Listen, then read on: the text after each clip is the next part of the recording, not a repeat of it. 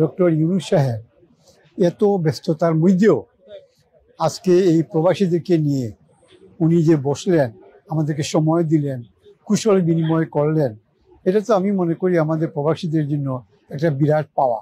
কারণ এত বড় মাপের একজন মানুষ, এত বড় একটা প্রাইজ উনি আমাদের রাজার কাছ থেকে পেলেন, এবং ওনার জীবনে উনি তো প্রায় 170টা অ্যাওয়ার্ড পেয়েছেন, ইনক্লুডিং নোবেল প্রাইজ এবং আমেরিকার প্রেসিডেন্সিয়াল মেডেল। তাছাড়া উনি বিশ্ববিদ্যালয়ের অনারারি ডক্টরেট ডিগ্রি প্রায় 71 ডিগ্রি পেয়েছেন এবং একাডেমিক পিএইচডি ডিগ্রিও পেয়েছেন।